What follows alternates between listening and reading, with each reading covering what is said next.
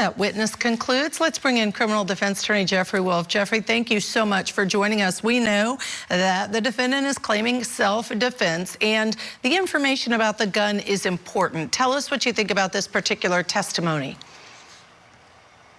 Experts are not the best people to set up factual scenarios because they are, quite frankly, trained by their own classes that they take to say that they can't tell you any of the circumstances that are present in a case because all they really know are the numbers. They can tell you what the DNA is on there and who it identifies, but they can't tell you where it came from, and they can't tell you with any degree of certainty how it got there.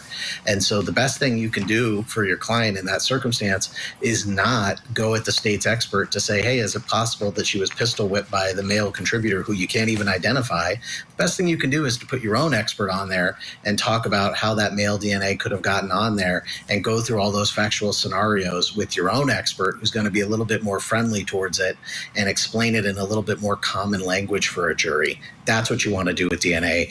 Going at the state's expert with that, not as useful. And you're right. I would expect, given we know that she's claiming self-defense, the judge rejected that and said this is a decision for the jury to make. But knowing that she's claiming self-defense, I think this is a case that we can say for certain the defense is going to have to present some testimony. They're going to have to present a case, which they don't always have to, if they are going to go forward on the self-defense claim. Yeah, absolutely. And when you're talking about DNA and you're talking about that the state is saying there's nothing to identify on the gun to tie him to having touched the gun, you want to bring your own expert in there to cast some doubt at what the state's DNA expert did and what they're saying they can't do, because the state's expert doesn't always get it right. So bring your own expert in there to talk about the faulty assumptions made by the state's DNA expert instead of trying to get the state's DNA expert married to your theory of the case, which they're never going to do for you.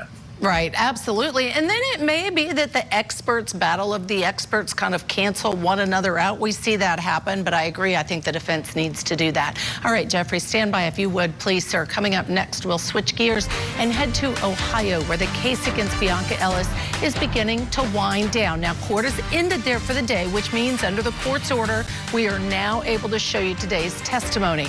But first, Court TV's Matt Johnson will join us live next to get us up to speed on the case. Stay with us. All that and more up next.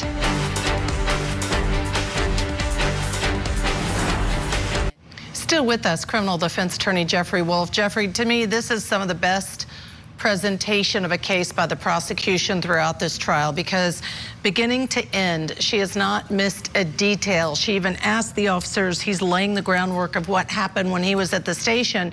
And did you get into a city-issued car? Yes. How far away is the store? It's across the street. Walking through every single detail, including someone who literally runs into the gunfire when he hears there's an emergency like this, describes that, but then gets choked up as he's describing his observations of Julian Wood lifeless and bleeding. Yeah, I mean, this is a case where the prosecution is going to have to lay this scene out extremely well for the jury. And not because they have to prove guilt, okay? The defense is admitting guilt in this case. What they're saying is it's not guilty by reason of insanity. So laying out this case in painstaking detail for the jury is important, because they're going to have the jury understand the severity and the emotion of this case to overcome what is clearly a disturbed individual, to say that this is not something where she didn't understand what she was doing and didn't understand it was wrong. There's going to have to be no mistake in this jury's mind that this person knew exactly what she was doing. And they're going to have to be very emotionally tied to how horrific this was, because make no mistake, this was a very horrific crime. And the bottom line is this person is clearly sick and not well. And the question is, how sick and how unwell was she?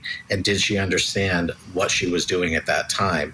And in order for the prosecution to really have a solid case here, they want every detail of this day burned into this jury's mind so that it's all they're thinking about as they sit through what the defense is going to have them sit through next. I agree with you, but I have to say some of the details, yes, not well, yes, sick, but Does it amount to insanity at the time that it happened, not understanding the wrongfulness of her actions? Because there are details in the last 30 seconds, if you would comment, that indicate, I mean, she was cooperative. She tossed the knife aside. And so throughout this entire episode, she's done things that I think would make you believe she knew exactly what she was doing. Well, even children understand when a cop comes up to you with their gun drawn and tells you to drop the weapon, you drop the weapon.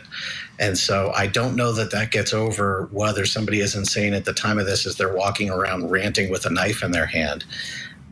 Insanity is a strange one, Judge Ashley, and this is a very, very odd case. And we have to rely on the experts. We haven't heard from the defense's expert yet, so I appreciate all your comments. Thank you so much, Jeffrey Wolf, for joining us. Coming up next, Michael Ayala joining me for more testimony in the toddler-stabbed murder trial for Bianca Ellis. We'll be right back.